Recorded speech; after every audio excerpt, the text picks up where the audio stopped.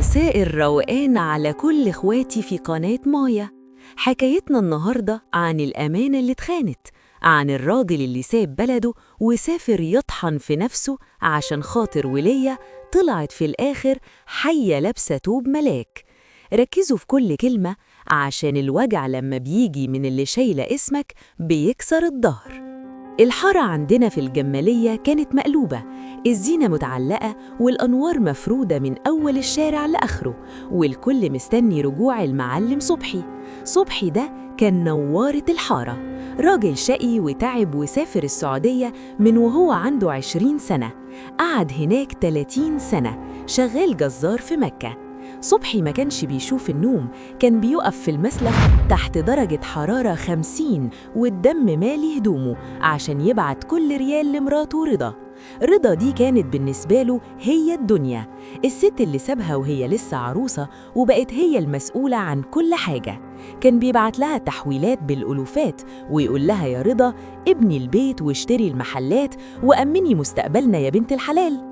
رضا كانت في التليفون نسمة، سبحتها في إيدها وصوتها كله حنية. يا صبحي يا أبو العيال، البيت بقى قصر والمحلات اللي اشتريناها بتجيب دخل يغنينا عن الدنيا، انزل بقى يا حبيبي وكفاية غربة. صبحي كان قلبه يرقص من الفرحة وما يعرفش إن رضا كانت بتلعب من وراه لعبة يوقع فيها تخين. رضا ما كانتش بتبني بيت لصبحي، رضا كانت بتبني إمبراطورية باسم أخوها عنتر. عنتر الصايع اللي ما كانش يلاقي ياكل فجأة بقى يركب عربيات ويلبس بدل ويقعد على القهاوي يوزع فلوس، والناس في الحارة تسأل منين يا عنتر؟ يقول لهم بخبث ده رزق والدي وميراثي اللي ظهر فجأة. صبحي نزل مصر فجأة، ما حبش يقول لحد عشان يعمل مفاجأة لرضا. دخل الحارة بشنطته الكبيرة والكل جري عليه يسلم ويبوس إيده.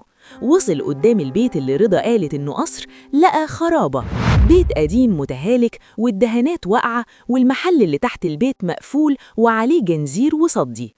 صبحي وقف مكانه والشنطة وقعت من إيده. إيه ده؟ فين القصر يا رضا؟ فين المحلات؟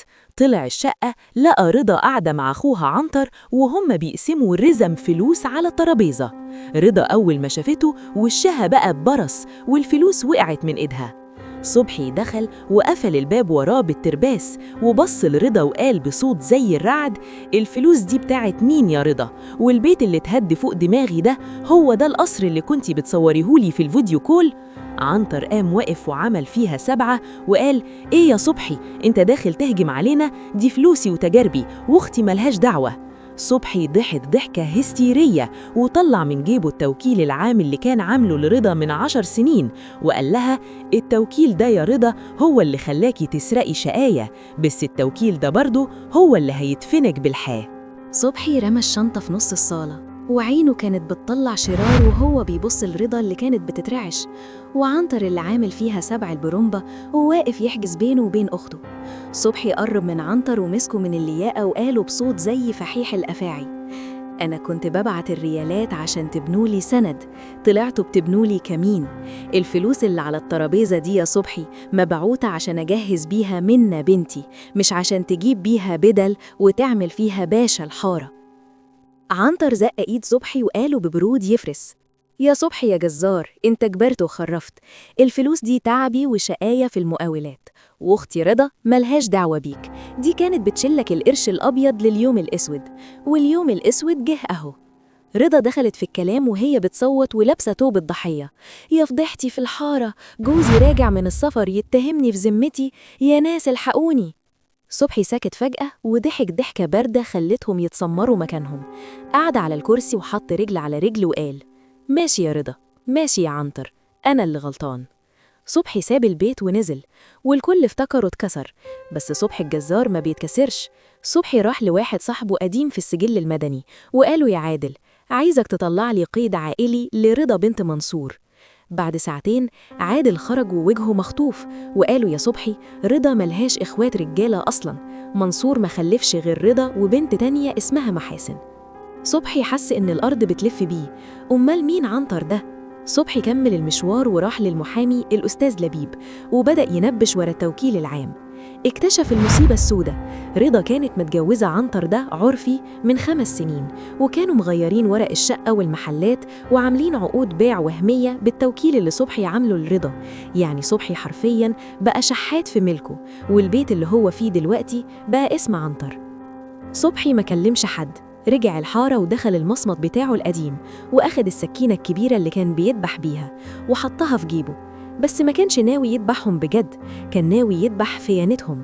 صبحي عرف إن عنتر ورضا رايحين النهاردة الشهر العقاري عشان يبيعوا المحل الكبير لواحد غريب ويهربوا بالفلوس بره مصر. صبحي وقف قدام باب الشهر العقاري لابس جلبابه البلدي وواقف زي الجبل. أول ما شاف رضا وعنتر داخلين وماسكين إيد بعض وبيضحكوا، صبحي طلع السكينة من جيبه والناس صرخت، بس صبحي ما لمسش حد. صبحي غرز السكينة في الشنطة اللي كانت في إيد عنتر وقطعها نصين. الشنطة اتقطعت وخرج منها ورق كتير، بس ما كانش ورق بيع، دي كانت سبائك دهب مهربة. صبحي كان عارف إن عنتر شغال في تهريب الدهب بفلوس الغربة، وكان مبلغ مباحث الأموال العامة ومستنيهم يقعوا في الفخ بالدليل المادي. المباحث دخلت زي القضا المستعجل وكلبشت عنتر وهو بيحاول يداري سبائك الدهب في هدومه، ورضا وقعت من طولها وهي بتصوت: والله ما أعرف حاجة، ده هو اللي غماني وضحك عليا. صبحي بصلها بقرف وقال بصوت هادي يقطع القلب: اللي يبيع 30 سنة عشان عيل صايع يا رضا ملوش مكان غير في الزبالة، وانتي مكانك السجن. صبحي ما سابش حقه، راح للنيابة وقدم القيد العائلي اللي بيثبت إن رضا ملهاش أخوات رجالة، وبكده عنتر لبس قضية تزوير في أوراق رسمية وانتحال صفة بجانب قضية تهريب الذهب والنصب. أما رضا فالتوكيل اللي كانت فاكرة إنه سيف في إيدها اتقلب عليها بقضية خيانة أمانة وتبديد أموال زوج مغترب. في المحكمة صبحي وقف قدام القاضي وطلع كراسة قديمة مهللة وقال: يا سيادة القاضي، الكراسة دي فيها حساب كل ريال بعته لمصر باليوم والساعة، وكنت بحرم نفسي من اللقمة عشان أهل بيتي.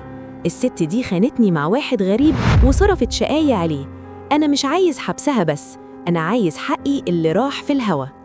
القاضي حكم بالحجز الإداري على كل ممتلكات عنتر ورضا، والمفاجأة إن الشقة الجديدة والمحلات اللي كانت باسم عنتر المحكمة حكمت برجوعها لصبحي كتعويض مدني بعد ما ثبت إنها من ماله الخاص. رضا وعنتر لبسوا 7 سنين سجن مشدد وخرجوا من القاعة والكلبشات في إيديهم، والحارة كلها كانت واقفة بتزفهم بالشتايم والفضيحة.